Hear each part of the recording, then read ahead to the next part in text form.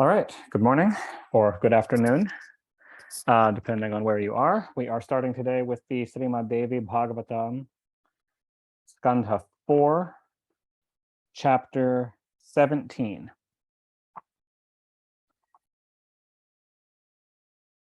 Coming in the midst of the story of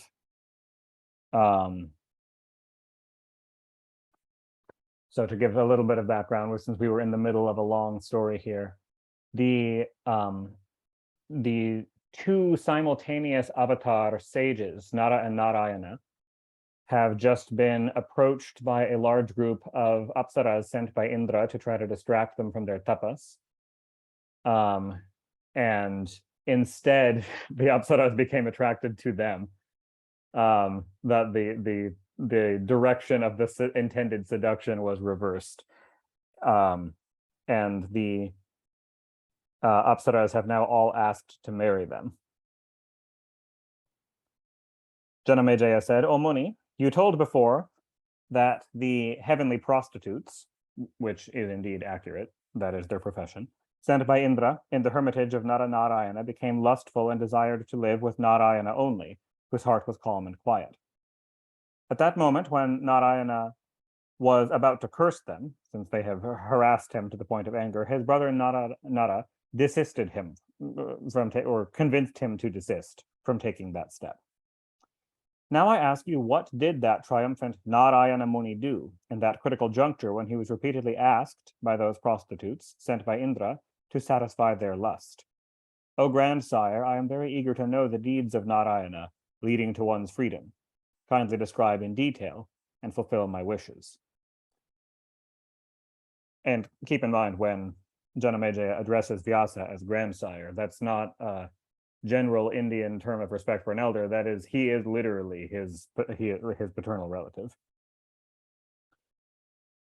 Vyasa said, "Here, O Raja, I am describing to you in detail what that high-souled son of Dharma did. When Narayana Hari was ready to curse them, the Rishi Nara, seeing this, consoled him and persuaded him to desist. Then the great sage, the ascetic son of Dharma, Narayana, leaving aside his anger, began to address them in sweet words, with a smiling countenance. O fair women, we have determined to practice asceticism in this life. It does not therefore behoove us to accept any wife. Therefore show your kindness unto us, and go back to your heaven. You would better think that those who know what is dharma never desire to break the vow of another. O beautiful-eyed ones, in the sexual pleasures, it is the delightful feeling of passionate joy that is requisite on both parties, and we are wanting in those feelings. Then how can we effect that union? No action can come out of no cause. This is clear to all.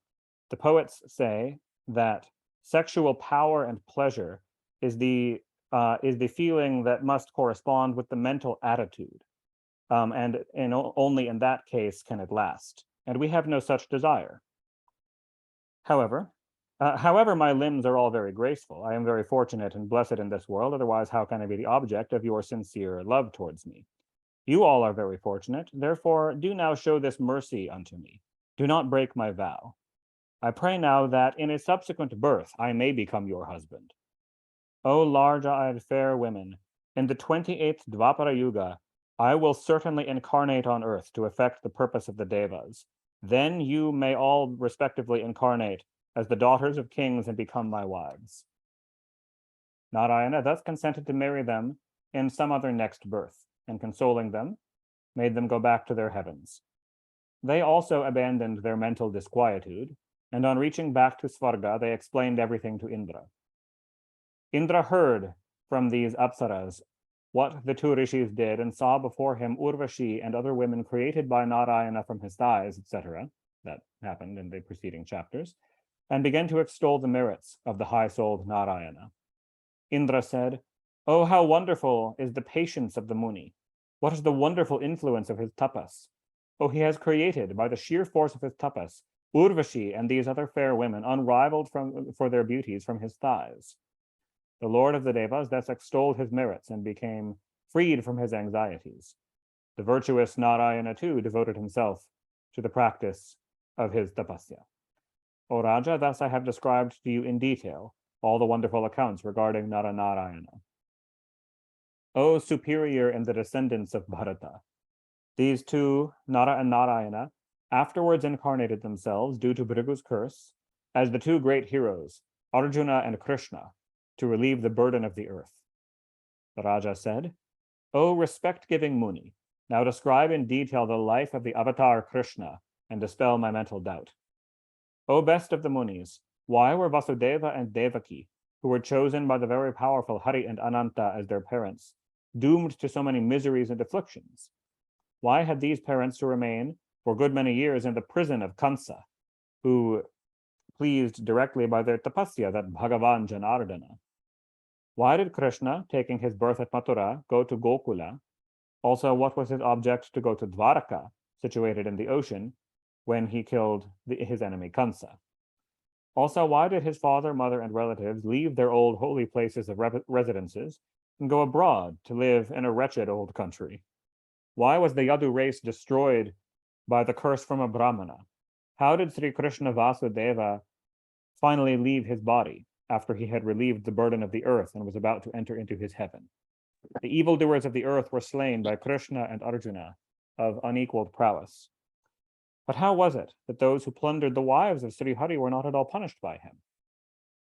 The great personages, Bhishma, Drona, Karna, the Raja Valhika, Virata, Vikarna, Drishtadyumna, the Raja Somadatta, were destroyed to relieve the burden of the earth, and the plunderers were acquitted. Kindly explain the cause of this. How was it that those chaste and virtuous wives of Sri Krishna got into troubles at the latter end of their lives?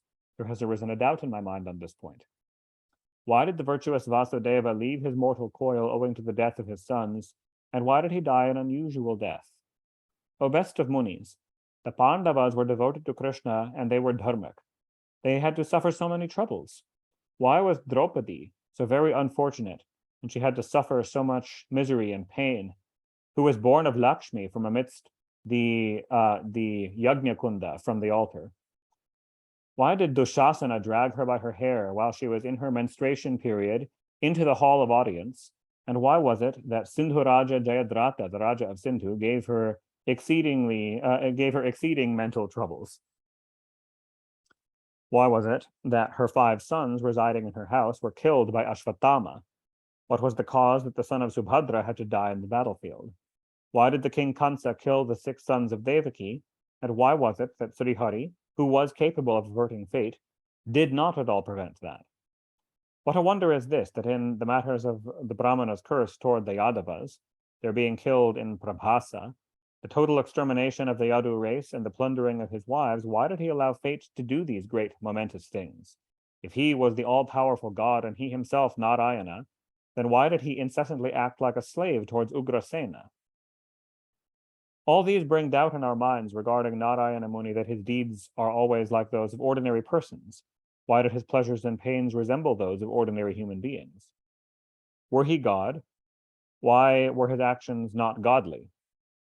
Therefore dost thou describe in detail all the divine leelas done by Hari of superhuman powers in this world. O best of Munis, when one's longevity expires, one dies. Then I cannot understand what glory was manifested by Hari in killing the Daityas, for fate killed them, not Hari. Was not the doing of Hari like a thief when he stole away the lady Rukmini and fled quickly to his own place? What did it mean when he fled to the city of Dvaraka and quitted his own highly prosperous town of Mathura simply out of the fear of Jarasandha?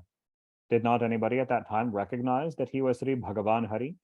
O respected one, were he Bhagavan, why did he hide himself in Vraja? Please explain the cause to me. O Muni, these and many other doubts always exist in my mind. You are the best of the Dvijas and blessed. I pray, dost thou remove these doubts. O best of Munis, another doubt exists and is not dispelled, and that is secret. Was not the taking of the 5 husbands by Panchali for herself shameful and despised by the society? The good manners and doings are always considered by the learned as the proofs of virtue. Why did those Pandavas then, capable in every respect, do this thing like brutes? And what did Bhishma do, living like a deva in this world? May I ask, was his act of producing 2 sons by a widow, and thus preserving his line of ancestors, worthy of his name? The dharmic sanction advocated by the Munis, procreate sons in any way whatsoever, is simply shameful. Fie to this dharmic sanction. Here ends the 17th chapter in the 4th book of Srimad Devi Bhagavatam of 18,000 verses by Maharishi Veda Vyasa on the questions asked by Janamejaya. Chapter 18. Vyasa said, O Raja, hear in detail the complete life and the deeds and the incarnation of Sri Krishna, and also the various wonderful achievements by the goddess of this universe. Since, of course, being in this Purana, this is going to be a Shakta rather than a Vaishnava account of Krishna avatar. Once on a time, the earth was very much overburdened by the load of wicked kings, and she was therefore very much afraid. She then assumed the appearance of a cow and went to the Devaloka, crying and very much dejected. Indra, the lord of the Devas, asked her, O Vasundhare, what is the cause of your fear? Who has troubled you? What afflictions are you merged in? Please tell me all these. On hearing Indra's words, the earth exclaimed, O respect giver, when you have asked me, I will now explain to you the cause of all my afflictions and sorrows. At present I am overburdened with too much load. Now there reigns on the earth Jarasandha, the Raja of Magadha, a very, very vicious person. In addition, there is Shishupala, the lord of the Chedis, the uncontrollable Kashi Raja, Rukmi, the powerful Kansa, the strong Naraka, the Sovapati Shalva, the wicked Keshi, Dhenuka, and Vatsaka. All these are now in royal positions. O Lord of the Devas, these kings are all devoid of the least trace of virtue, quarrelsome against each other, infatuated with vanity and addicted to vicious deeds. They have become kings as if they were personified yamas, lords of death, and are constantly troubling me. I am now unable to carry their loads. Where shall I go now? This great thought is constantly ailing me. O Vasava, what to tell? The Bhagavan, in his boar incarnation, is the cause of these my afflictions. O Indra, these present troubles I am fallen into only through him. For when the cruel Daitya Hiranyaksha, the son of Kashyapa, stole me away and drowned me in the great ocean, then it was Vishnu, in his boar incarnation, that killed him and rescued me from the ocean, and then restored me to my stable position. Had he not lifted me up, I would have rested safe in the depths of Rasatala, O Lord of the Devas. Now I am quite unable to bear the load of these vicious persons. O Surendra, the vicious 28th Kali Yuga is quickly coming in front, or quickly coming up, quickly approaching. Thinking of his influence, it seems to me that I will be very troubled then and will have to go down to Rasatala. Therefore, O Lord of the Devas, I am bowing down before your feet. Kindly relieve me of my burden and save me from these endless troubles. Indra said, O earth, I cannot do anything for you. You better go and take refuge of Brahma. I will also go to him. He will remove all your troubles. Hearing Indra's words, the earth hurriedly went to the realm of Brahma, and Indra and all the other devas followed her, and they all reached the Brahma Loka.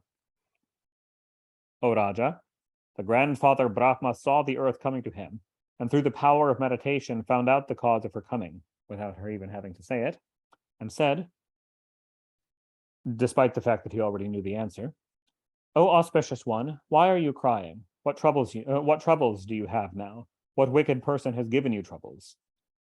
The earth said, O Lord of the earth, the vicious Kali Yuga is approaching. Under its influence, the subjects will be horribly vicious. Therefore, I am very much afraid of this Kali Yuga.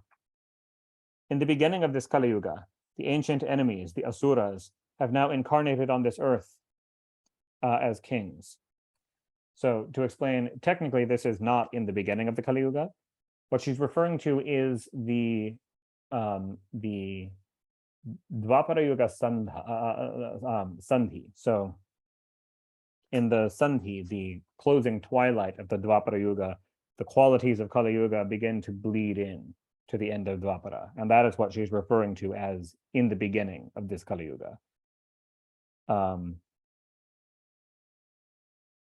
They will be extremely wicked, quarreling against each other, and will be clever in stealing others' things. There is no doubt in these.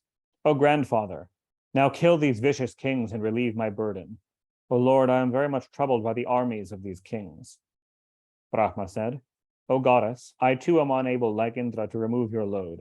Let us go to that Vishnu, the Chakradhari, the holder of the disc. That Janardana will remove your burden. I thought of this well before and settled what to do. Vyasa said, thus saying, the four-faced Brahma, the author of the Vedas, rode on his Hansa Vahana, taking in front of him the earth goddess. The Devas went to Vishnu and began to praise Vishnu, Janardana, the Deva of the Devas, with the words of the Vedas, with full devotion. Brahma said, thou hast 1,000 heads, 1,000 faces, 1,000 feet. Thou art the Purusha of the Vedas. Thou art the Deva of the Devas, and thou art eternal.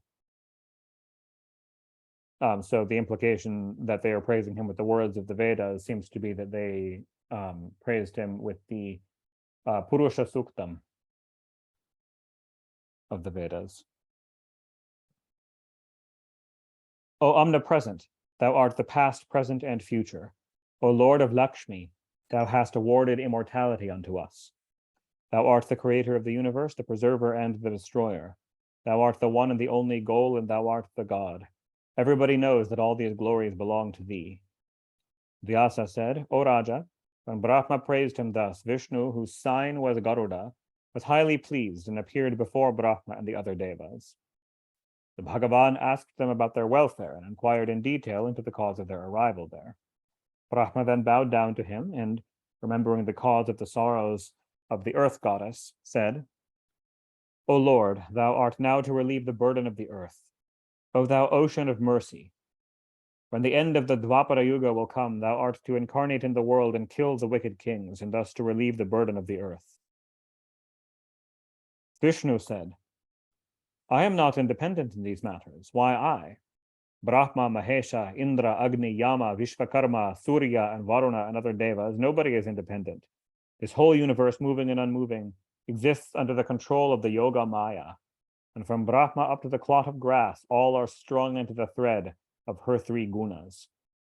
O one of good vows, whatever that Yoga Maya, the supreme goddess who is all will, whose mouth is inward, who does good at all times, what she wills, she does at any time. You should all know that we are entirely under her control. You had better think that were I independent, for what would I have stayed in the great ocean incarnating in the fish and turtle bodies?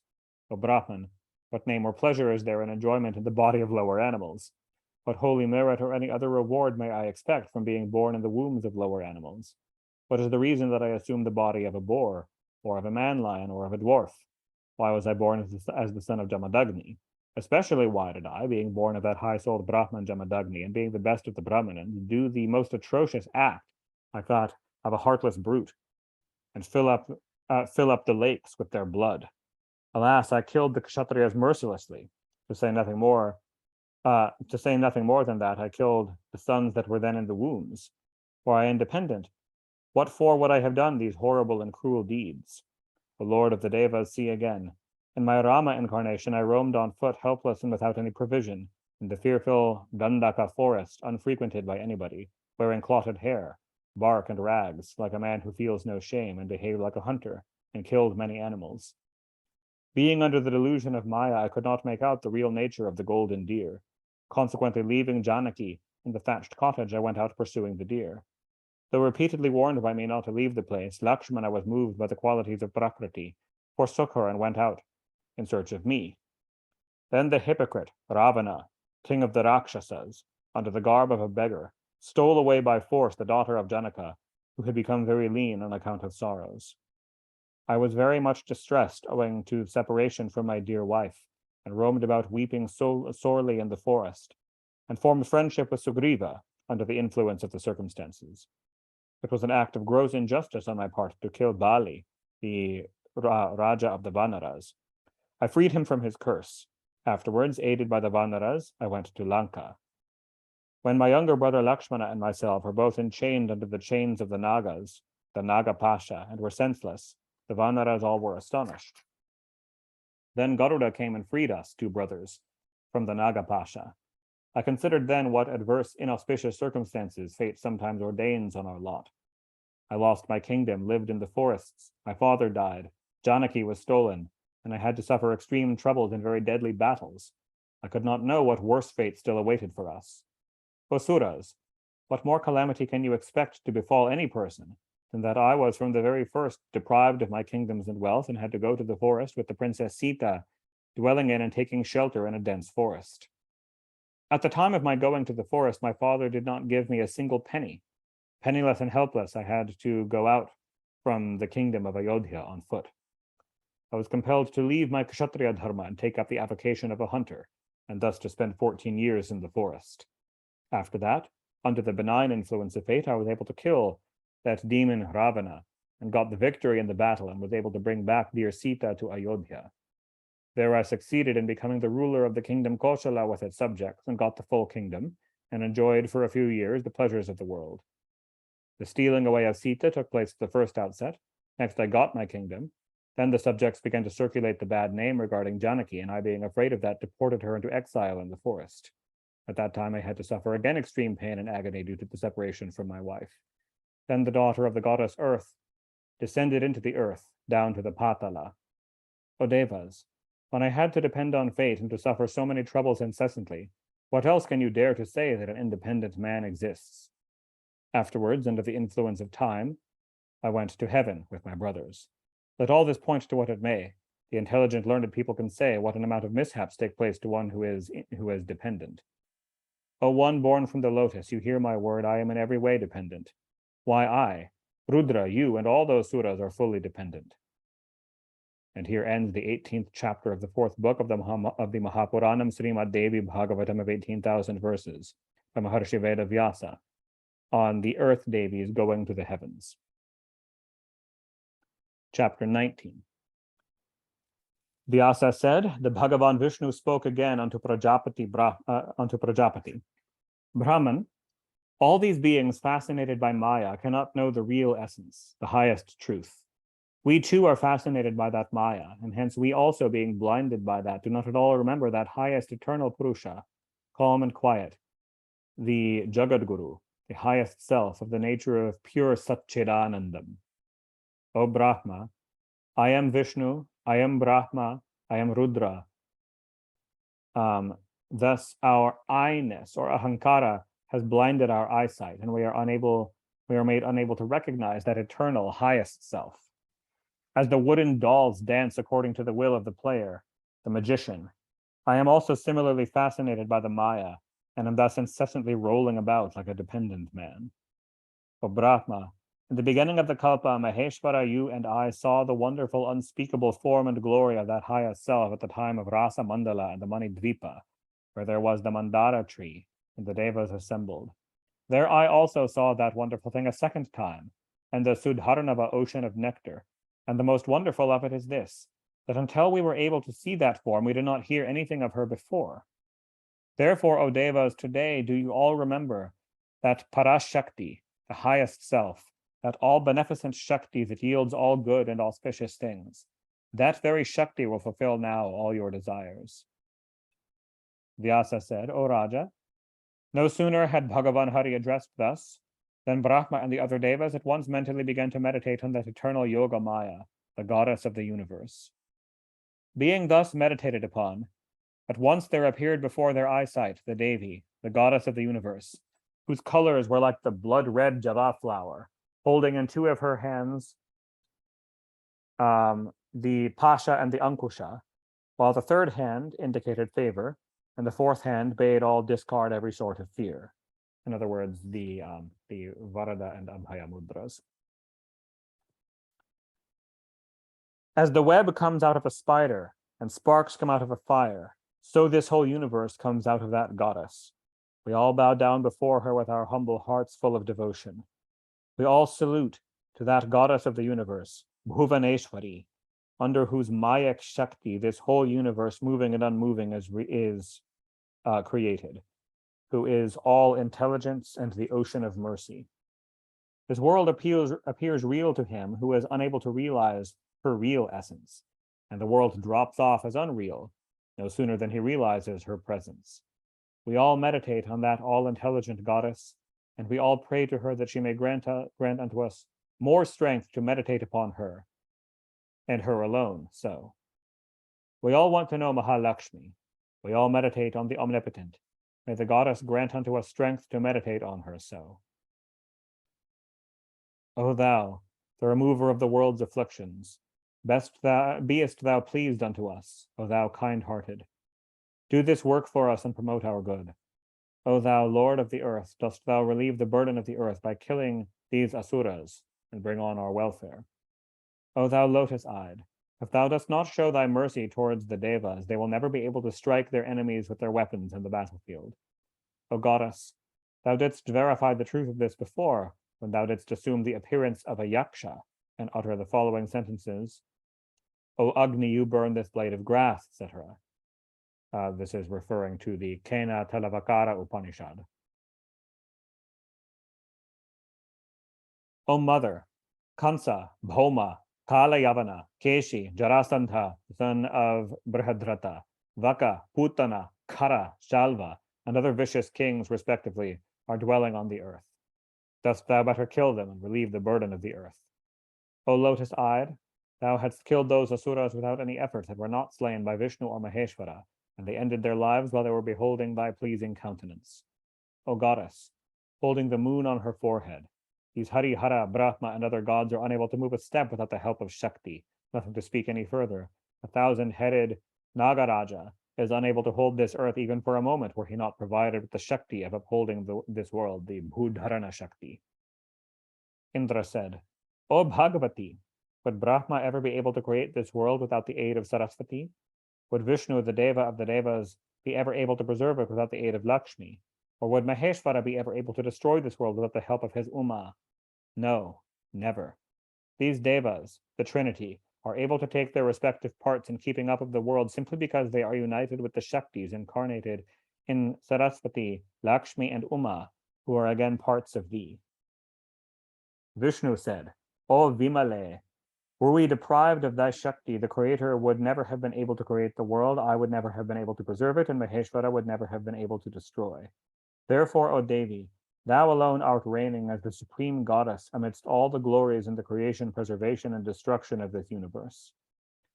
Vyasa said, O Raja, thus praised by the gods, the goddess then addressed them. O Devas, let all anxieties leave you all. I will do what the Devas have desired, even if it be very difficult to do in this world. Now explain what is troubling the goddess Earth.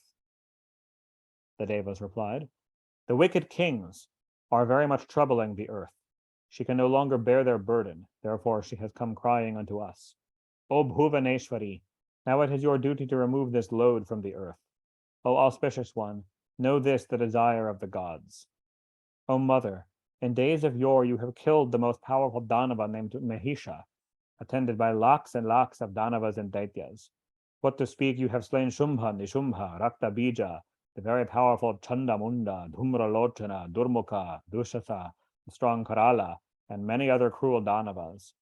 Now similarly kill the wicked kings, the enemies of the gods, and save the earth from their heavy loads. Vyasa said, thus addressed by the Devas, the most auspicious one, the Devi, whose color was black, and who looked askance, said smiling in a tone grave and deep like that of the rumbling of a rain cloud.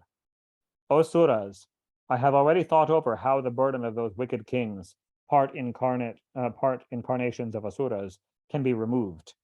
I will by my own power rob them of their powers, of that highly prosperous and affluent Jarasandha, the Raja of Magadha, and others, the partial incarnations of wicked Asuras that are now shining on the earth. O Devas, you would all better go down and incarnate yourselves as part incarnations, impregnated with my power, and help thus in the removal of the load of this earth. The Deva Prajapati Maharshi Kashyapa would first of all go with his wife and incarnate as Anakaduntabi Vasudeva in the race of Yadu. The imperishable Achyuta Bhagavan Vishnu will also incarnate, owing to the curse of Phrigu, as the son of Vasudeva. O Devas, I will be born then in the womb of Yashoda and Gokula, and will accomplish all the ends of the gods. I will send Vishnu from the prison to Gokula. Also, I will transfer Ananta Deva from the womb of Devaki to the womb of Rohini. These two will grow day by my Shakti, and at the end of the Dwapara Yuga will no doubt kill the wicked kings. Arjuna too, the part incarnate of Indra, will destroy the armies of those kings. Yudhishthira, the part incarnate of Dharma, Bhimasena, that of Vayu, Nakula and Sahadeva, incarnations of the two Ashvins, and Bhishma, the incarnation of Vasu as the son of the Ganga, will take their respective births and exhaust their armies. O Devas, now be calm and quiet and go. Let the earth be also calm and quiet. Be confident that I will certainly remove the load of this earth. I will make the above-mentioned gods as my instruments, and I will destroy by my own Shakti the Kshatriyas in the battlefield of Kurukshetra. Malice, jealousy, foul intention, desire, attachment, vanity, covetousness, desire for victory, lust, and fascination are the vices that will destroy the Yadavas. The race of Yadu will end owing to the curse of a Brahmana. Bhagavan will then leave his mortal coil due to a curse. Now go and incarnate in your respective parts with your wives in Gokula and Mathura, and be helpers in the work of the Lord. Vyasa said, saying thus, the Devi, the goddess of the universe, the Maya incarnate of the highest self, disappeared. The Devas and the earth went to their respective places. O Raja Janamejaya, the goddess earth was pleased with the Devi's words, and being quiet, remained surrounded with various medicinal plants and creepers. Then the subjects felt peace and pleasure. The Brahmins also grew stronger in happiness and prosperity, and the Munis became glad and began to perform their religious acts with fresh zeal and alacrity. Here ends the 19th chapter in the 4th book of Srimad Devi Bhagavatam of 18,000 verses, the Mahapuranam, on chanting the hymns to the Devi, the Maharshi Veda Vyasa. Chapter 20. Vyasa said, O Bharata, I now narrate to you about the relief of the burden of the earth, the destruction by the Yoga Maya of the armies at Kurukshetra and Prabhasa, the two sacred places, and about the birth due to the curse of Bhrigu of the Bhagavan Hari of unequaled prowess, under the influence of Mahamaya in the race of Yadu. Now hear. Vishnu's taking birth in the world was effected under the circumstances caused by Yoga Maya to relieve the burden of the earth. This is my opinion. O Raja, the translator includes a note here, which is quite true, that Prabhasa is a well-known place of pilgrimage near Dwarka in Gujarat. It's where the famous Somnath temple is. And of course, Kurukshetra is a well-known famous plain in what today is Haryana and the eastern part of the Punjab. O Raja, when the goddess Mahamaya, the incarnation of the three gunas, can make Brahma, Vishnu, and the other devas dance incessantly as their inner controller, then what wonder that she would appear charming to the other jivas and makes them dance incessantly as wooden dolls. All the troubles incurred in remaining in the womb, in bodies of urine, excreta, and tissues, she has brought to bear finally on Vishnu by her ever-famous Leela. In days of yore, in Rama Avatara, she, that supreme goddess, made the devas become vanaras, and you know very well already what an amount of trouble Bhagavan Vishnu had to undergo, by the hard iron chain of bondage, this is mine, this is I, etc., imposed by Maya. The yogis who want final liberation and who have abandoned all their attachments and who want devotion, they worship the supreme goddess of the universe, the incarnation of auspiciousness. O Raja, who will not serve her? A trace of devotion towards whom effects at once the salvation of the jivas. If any human being utters simply the name Bhuvaneshwari, she gives him the three worlds. And if anyone cries and utters for help, save me, then the goddess of the universe, being unable to find anything that she can repay him as a fit recompense for his utterance, becomes herself indebted to that man. O Raja, know Vidya and Avidya, her two forms. Vidya gives liberation, Avidya causes bondage. Brahma, Vishnu, and Rudra, all these and their avatars are her instruments and are under her subjection, as all fastened by a cord. The Bhagavan Hari sometimes resides in Vaikuntha, sometimes resides in the sea of milk and enjoys pleasures, sometimes fights with the powerful Danavas, sometimes performs extensive yajna ceremonies, sometimes performs severe tapasya, and sometimes takes to deep sleep under the guidance of Yoga Maya. Thus he never becomes free and independent. O Raja, and like Vishnu, Brahma, Rudra, and the other devas, Indra, Varuna, Yama, Kubera, Agni, Surya, Chandra, and other celestial gods, Sanaka and other munis, Vasishta and other rishis, all are incessantly controlled by the supreme goddess as if they are the dolls in the hands of a playing magician. All the devas are controlled by the pasha, by the Kala Pasha, the noose of time, just as oxen are brought under control by men by strings passed within their noses. O Raja, pleasure, pain, sleep, lassitude, idleness, and other passions and feelings are always found inherent in every embodied being. The devas are written down by authors in their books as not subject to death or decay. This statement is merely nominal and not real. For whoever is always subject to birth, growth, decay, and death, how can we call him immortal or beyond old age and death? Why do the devas get into troubles and sorrows? How can they be called gods? How can one enjoy when one is involved in a trouble? In this world, it is seen mosquitoes and other insects born from water die after a very short time. So, like these, the devas at the expiry of their ordained life period die too. Then why should the devas not be treated like those insects? Why shall not we term them mortal? Some human beings live 1 year. Some live up to 100 years. The devas live longer than humans. The life of the Prajapati Brahma exceeds those of the devas. Rudra lives longer than Brahma, and Vishnu lives longer than Rudra.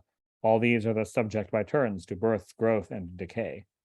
Those who are born die, those that die are again born. Thus, O Raja, in this world, all the jivas no doubt move round and round like a wheel. The jivas are deluded by the network of moha, and thus deluded. They can never gain final release. So long as Maya exists in them, their delusion is not destroyed.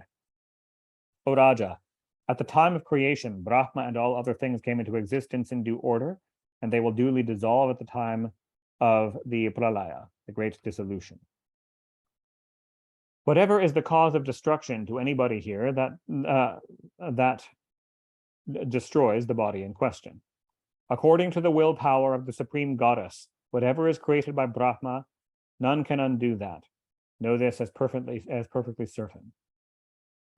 Know this, the predestined law, that the birth, death, old age, diseases, pain, or pleasure overtake all the jivas according to the prescribed order of nature.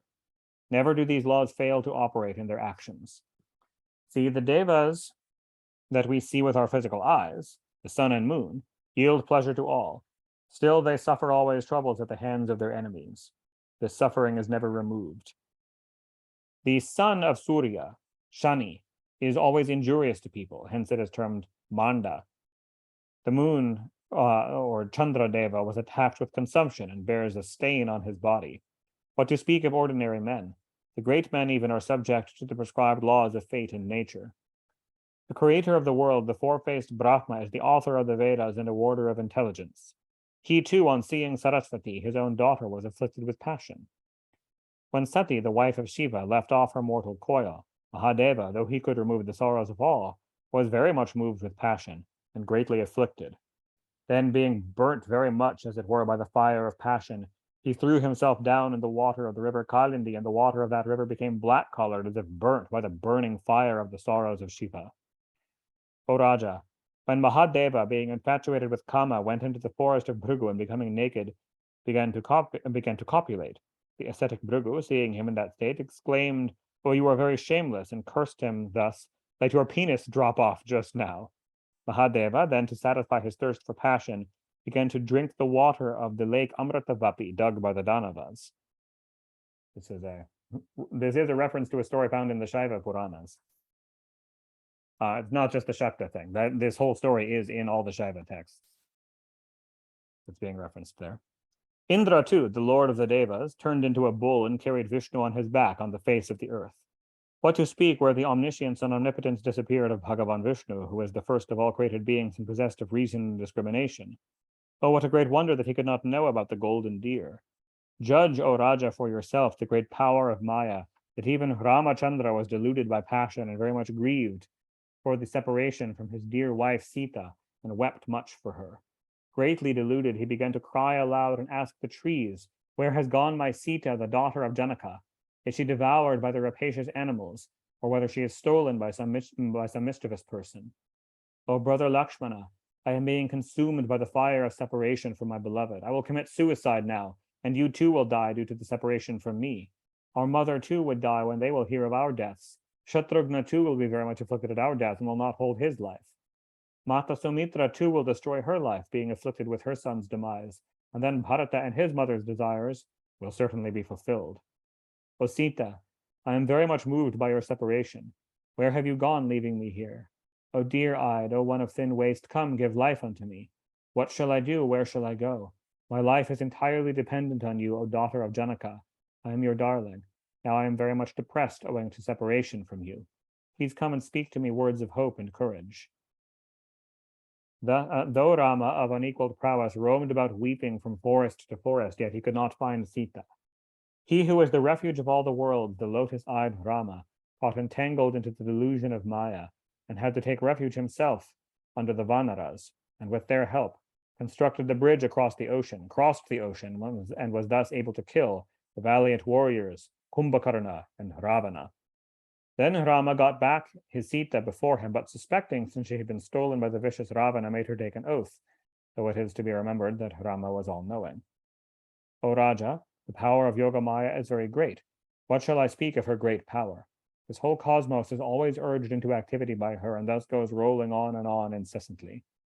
Thus, in various incarnations, Bhagavan Vishnu was always under the influence of a previous curse and also under the control of destiny, and had to do various functions incessantly. O Raja, now I will speak to you about the birth of Sri Krishna in the world for serving the purposes of the gods, and will narrate his Leela. In days of yore, on the delightful banks of the river Kalindi, there was a place called Madhuvan, or the honey forest, where lived a powerful Daitya named Lavana, the son of Madhu. That wicked demon was exceedingly arrogant on getting a boon, and he used to give an enormous amount of trouble to the Dvijas. Shatrughna, the younger brother of Lakshmana, killed that uncontrollable Daitya and built a very beautiful city there and named it Mathura, the city of Madhuvan. The intelligent Shatrughna, the destroyer of his enemies, installed his 2 lotus-eyed sons in that kingdom of Mathura, and when his end came, he went to heaven. Afterwards, on the decline of the solar race, the Suryavanshi Kshatriya dynasty, the Yadavas, born of the race of Yayati, occupied that city of Mathura, giving salvation to all. So it was conquered. The lunar dynasty of Kshatriyas conquered Mathura from the solar dynasty at a later point in history. O Raja, there reigned in Mathura city one Yadava king, a valiant warrior named Shurasena, and he enjoyed all the pleasures of the city of Mathura. Under the curse of Varuna, Vasudeva took his birth as the son of the renowned Shurasena, as the part incarnation of Kashyapa. He took up the profession of a Vaishya and engaged himself in agriculture. And on the death of his father, the prosperous and wealthy Ugrasena became the Raja of Mathura. The powerful Kansa was the son of Ugrasena. On the other hand, the Raja Devaka had a daughter born to him named Devaki, the part incarnation of Aditi. She, under the curse of Varuna, followed Kashyapa. The high-souled Raja Devaka performed the marriage ceremony of his daughter Devaki with Vasudeva. When this marriage ceremony was over, a voice was heard from heaven saying, "O fortunate Kansa, the 8th son of this Devaki will take away your life." The powerful Kansa, hearing that voice from heaven, was surprised and took it to be true and became very anxious. Kansa began to argue in his mind. Once he thought, "I will kill her today. Then my death won't take place, for I can't see any other way of escape from this difficulty." Again he thought, "She is my sister, daughter of my paternal uncle, and therefore fit to be worshipped by me. How can I kill her?" Lastly, he came to the conclusion, "She is the cause of my death, though she is my sister, fit to be worshipped. To kill her will not lead me to sin, for it is enjoined by the wise, do even a sin to avert one's own death. Sins, after all, can be remedied by penances. Therefore, to save one's life by committing even a sinful act ought to be done by the wise." The vicious Kansa, thus thinking, holding the scabbard in his hand, drew from it his sword, and caught hold of the newly married handsome woman by her hair, and dragged her by her hair to kill her in the presence of the public. A cry of universal consternation and distress arose on all sides, seeing Kansa thus ready to kill Devaki. Then the warriors under Vasudeva at once raised their bows and arrows, ready to fight him. These wonderfully valorous warriors loudly exclaimed to Kansa, "Leave Devaki at once, leave her." And then they were finally able, out of their mercy to secure the release of Deva Mata Devaki from the hold of the vicious Kansa. Deadly battles then ensued between the powerful Kansa and those valorous warriors on Vasudeva's side. Seeing the exceedingly terrible battle, the old Yadavas asked Kansa to desist from such a battle and advised him thus: "This Devaki is your sister. You ought to pay her respects. Do not consider even for a moment that she is as yet a girl. O hero, you ought not to kill her at the time of this joyous marriage ceremony. O valiant warrior, the murder of a woman is intolerable, destroyer of fame, and a most heinous crime. You should also consider that learned persons ought not to commit such dastardly acts as the murdering of females, depending simply on a voice from the sky, a very ordinary thing. It may be that some enemies of Vasudeva have uttered that harmful word, hiding himself from your sight. No reason can be proved contrary to this. We are of opinion that to ruin your name and destroy the house of Vasudeva, some magician expert in black magic, an enemy of yours, has framed this voice from heaven. O Raja, you are a hero. Why do you fear the words of a devil? We firmly believe, there is no doubt, this is done by your malicious enemy to ruin your name. O Raja, what is destined to take place will take place. No one can stand against it. Therefore, at this marriage festivity, you ought never to kill this your respected sister." "O Raja Janamejaya," said Vyasa, though made to understand thus by the old wise Yadavas, the Raja Kansa did not desist from his purpose. Sri Vasudeva, versed in morals, told him, "Kansa, these three worlds are established on truth. I say on truth that I will hand over to you all my sons born of the womb of Devaki no sooner than they are born. And if I do not deliver to you all my sons no sooner than they are born, then all my forefathers will fall down into the Naraka called Kumbhipaka." The descendants of Puru that were present there, hearing his truthful words, praised him repeatedly and told Kansa, "Vasudeva is a high-minded personage. He will surely not tell a lie. Therefore, O thou blessed one, leave Devaki and be free from committing the murder of a woman." O Raja, thus made to understand by the aged, high-minded Yadavas, the Raja Kansa accepted the truthful words of Vasudeva and abandoned his anger. Then the dundubis and other sounding instruments were sounded, and their sounds filled the place, and all repeatedly uttered, "Jai, Jai." Then the famous Vasudeva, the son of Shurasena, thus pleased the king Kansa and freed Devaki, and surrounded by his relatives, he went quickly without fear to his own house, accompanied by Devaki.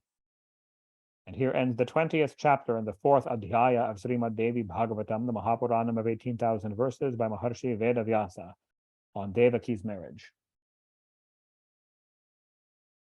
Chapter 21. Vyasa said, "O Raja, thus in due course, Devaki, the goddess Aditi incarnate, being united according to Dharma with Vasudeva, became pregnant. When full 10 months were over from that time, a good-looking and beautiful child was born to Devaki. Then the good-natured Vasudeva remembered his promise, and also what is ordained by heaven. And he spoke to Devaki, the part incarnation of Aditi.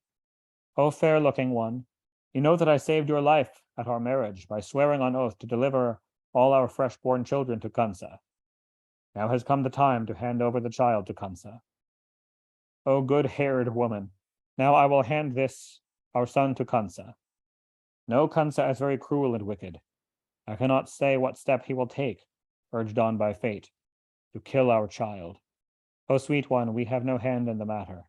The effects of karma are exceedingly puzzling. Ordinary people cannot know them. All persons are subject to time the destroyer and enjoy the merits or demerits of their past deeds. The effects of past karma are fashioned by the Creator.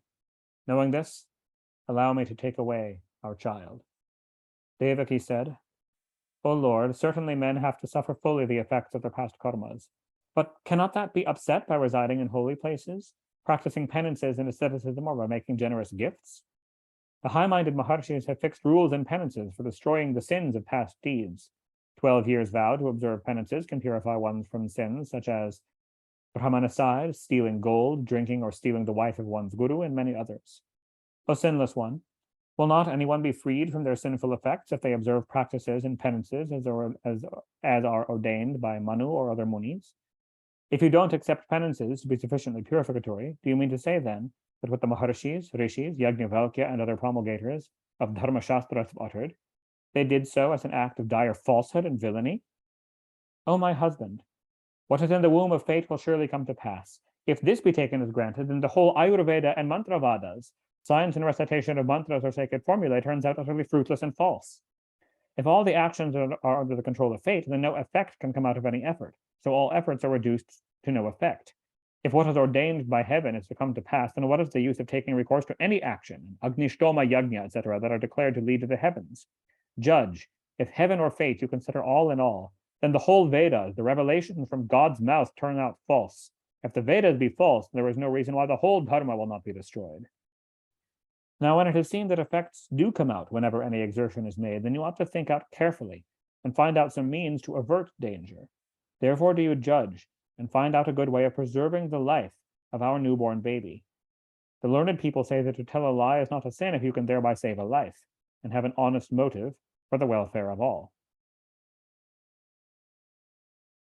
Technically, she is completely correct about, it explicitly does say in the Manusmriti that even in court, under sacred oath to tell the truth before the gods, if telling the truth would lead to the death of a human being, you should lie. You should lie under divine oath in court. That was the explicit teaching of Manu and the Manava Dharma Shastra. So she is correctly referencing that here. Vasudeva said, O Blessed One, I now tell you what is truth in the matters connected with truth. Effort, application, and manifestation of energy are certainly the duties of man, but their effects are all under the great destiny or fate.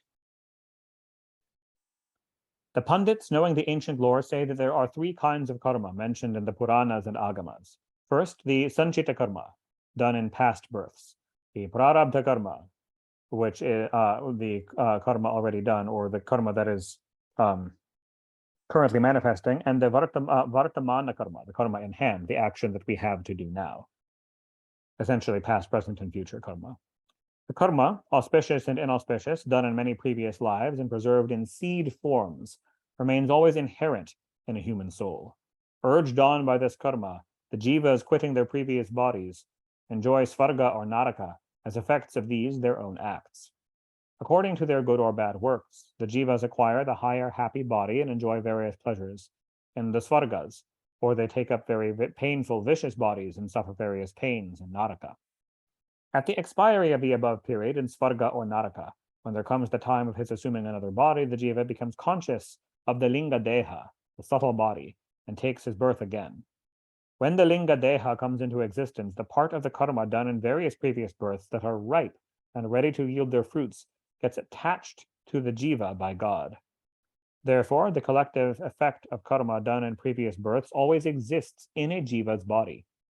O fair-eyed one, the effects of prarabdha karma, ripened and ready to yield their fruits, must be experienced by a jiva, whether they be happy or unhappy. O beautiful young woman, penances performed according to rules destroy the effect of karmas that are in hand and are weak, not yet accumulated strongly as to remain in seed forms. They will destroy the effects of the vartamana karma. The prarabdha karma, those acts out of all the previous acts done in previous births that are fully mature and ready to yield their fruits, cannot be averted. Their effects must be experienced, and then they can die away. They cannot be expiated by penances or any other remedial measures. Therefore, you must hand over unconditionally your newborn baby unto the hands of Kansa. O goddess, I have never done any blamable action, nor have I told any lie. Therefore do you fulfill your truth and hand over the baby. O Devaki, Dharma is the only thing permanent and real in this fleeting world. Even the births and deaths of high-souled persons are subject to the great destiny. Therefore the jivas ought not to be sorry when there is no help for it. O dear one, what shall I say to you? Know this much, that his life is spent in vain who is lost to truth. O beautiful one, whose this life is destroyed, whose present life is destroyed, what can he expect in the life to come? Therefore, O goddess, give me the baby and I will hand it over to Kansa. If we can observe this truth, we will meet with ample rewards afterwards. There is no doubt in this. Where there are pains and pleasures for the jivas, there it is highly incumbent on us to do good and meritorious deeds. If we can act according to truth, we will certainly get good fruits. Vyasa said, thus addressed by Vasudeva, the husband of Devaki, who was very much grieved and intelligent. She gave over the newly born baby, her whole body trembling, to the hands of Vasudeva. The virtuous Vasudeva took that baby and went to Kansa's palace. On the way, the people seeing him thus were very much astonished and began to praise him. People said, "O people, see how Vasudeva is sensible to keep his words. He is taking his son to hand over to Kansa. This truthful and high-souled man, free from malice, is going to give up his son to the hands of Kansa, who is death personified. See his wonderful patience. This man's life is really high, noble, and true." Vyasa said, "O Raja, Vasudeva, thus praised, reached at last the palace of Kansa and handed over his newly born son to Kansa. The Raja Kansa, too, was very much astonished to see this wonderful resolve of Vasudeva. Then he held aloft the child and laughed and said, "O son of Shurasena, you have been blessed today by giving me your son just now. But the voice from heaven said that your 8th son will be the cause of my death. This your 1st son is not the cause of death. Therefore, I will not kill this baby. You can take your baby back to your home. O high-minded one, let me have your 8th son brought here when he will be born. I hope you will positively do it." The cruel and wicked Kansa returned the child and said, "Let this child go back safely to his home." When the Raja Kansa said thus, Vasudeva, the son of Shurasena, gladly took his child back and came home. Then the Raja Kansa told his ministers that the heavenly voice told him that the 8th son would be the cause of his death, and so there was no necessity to kill the 1st child. There was no need to incur sin by killing extra children. The ministers, hearing the King Kansa's words, began to praise him very much and exclaimed repeatedly, "Well done, well done." They went away to their respective homes when ordered to do so by Kansa. Now Narada, the best of the Munis, arrived to Kansa. The Raja Kansa, the son of Ugrasena, stood up at once and offered him water to wash his mouth, and with green grass and rice duly worshipped him devotedly and inquired of his welfare. He then asked the Muni about the cause of his unexpected arrival there. Maharishi Narada then smilingly and with sweet words repeatedly uttered, "Kansa, Kansa, O blessed one. I went perchance to Sumeru mountain. There Brahma and other gods formed an assembly, and were thus thinking out plans that Vishnu, the supreme god, would take his birth in the womb of Devaki, the wife of Vasudeva, to kill Kansa. Now I ask you, you are very expert as a politician, then why have you not killed the son of Vasudeva?" Kansa said, "I will kill the 8th son, according to the heavenly voice." Narada said, "O Raja, now I understand that you do not understand anything of politics leading to auspicious or inauspicious results, especially when you are quite ignorant of the Maya of the Devas. Oh, what shall I say to you? The truth is this. The warriors looking after their own welfare never overlook the weakest of their foes. What have you understood when the heavenly voice uttered the 8th son? It means the children counted from the 1st and then finished up to 8th. It may mean 1st, 2nd, 3rd, or up to 8th. So the translation is a little unclear here, but what he means is 8th may not be counted chronologically. 8th could be counted in any of various orders, such that any of the children chronologically could be the 8th by some way of sorting them. Never forego your enemies. Then why have you desisted in killing your enemy when you have got that enemy in your possession? Nothing is shown of you in this act save dire foolishness and ignorance." Thus saying, the Maharishi Narada vanished quickly. Kansa, of little understanding, brought back the son of Vasudeva and killed the baby by dashing him against a stone, and felt relieved. Here ends the 21st chapter of Srimad Devi Bhagavatam, the Mahapuranam of 18,000 verses composed by Veda Vyasa, on the killing of the sons of Devaki, or rather of the first one, but as we all know, he will kill the next 6 of them in the same way.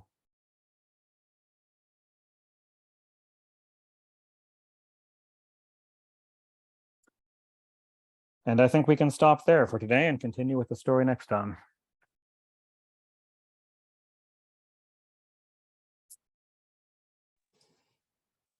Thank you so much. Thank you all for coming. Yeah.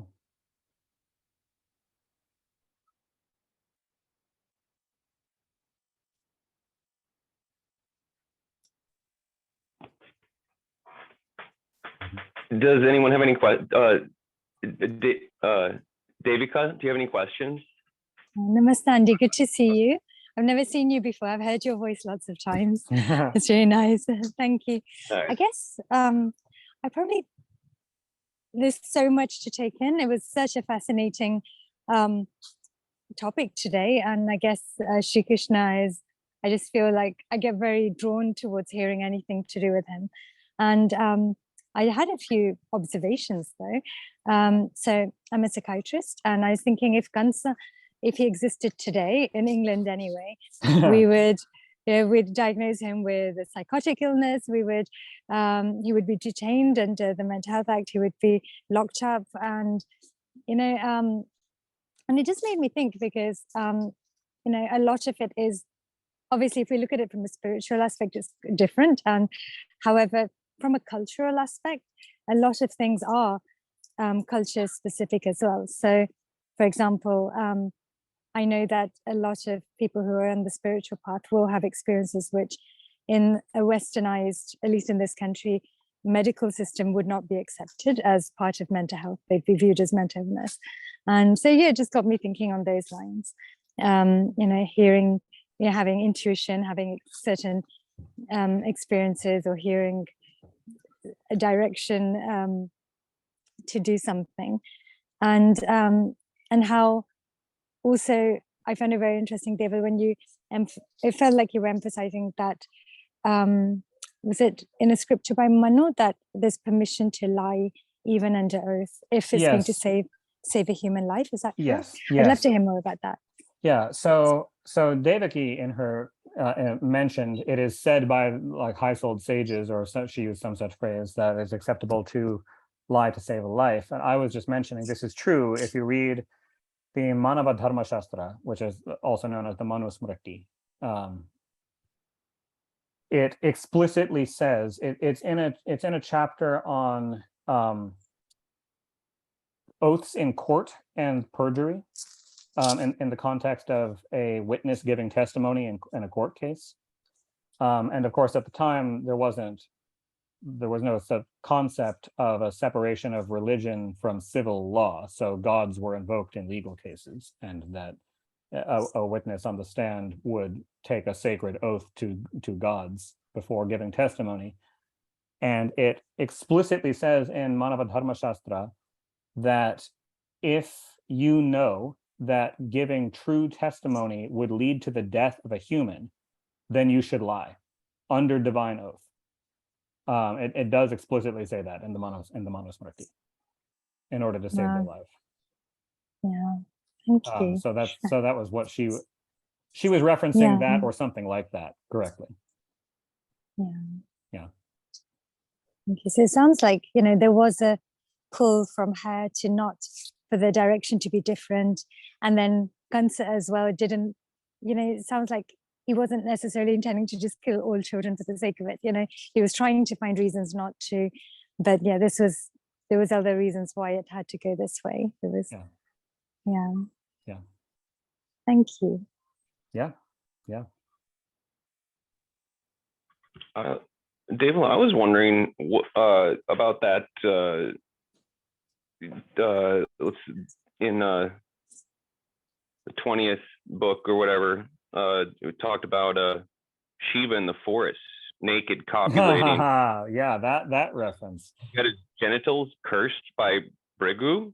Yep, that is a whole story that's being referenced here. That story is from. So we've previously together gone through the Bhagavata Purana and the Vishnu Purana.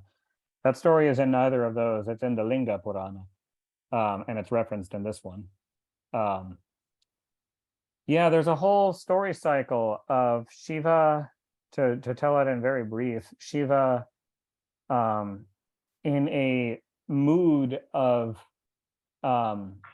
sexual mischief, I might describe it, goes gallivanting through a pine forest in the mountains full of rishis, and starts lewdly dancing with sages' wives who are very attracted to him. He's naked. It's a whole like very wild and erotic scene that's described in the Linga Purana. It might be in the Shiva Purana, it might be in the Skanda Purana. I'm not 100% sure in addition, but it's definitely in the Linga Purana.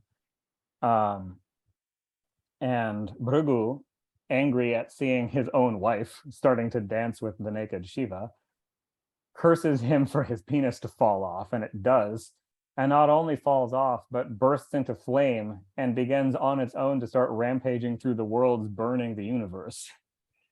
And What? yeah, I'm not making this up. This is explicitly written in the Puranas. And that it is Parvati who manages to capture it and calm it down. Wow. It's a whole, there's a giant amount of tantric spiritual symbolism in this story. And it actually, it's a whole cycle of Shaiva tantric lore that's being referenced there. But obviously Vyasa here is kind of assuming familiarity with the story and just making a brief allusion to it, but that's what he's referencing. Well, one of these years for our Sunday morning group, we'll have to read the Linga Purana. Yeah. I have all of the Mahapuranas, so we certainly can. But Wow. we've got a ways to go. This is how far we are through this one. Oh wow. Yeah. So. Good. Yeah. Jai Ma. Jai Ma. Great. Yeah. Jai Ma. Thank you. Thanks so much, Jabla. Yeah. Thank you all for coming. Yes, thank you.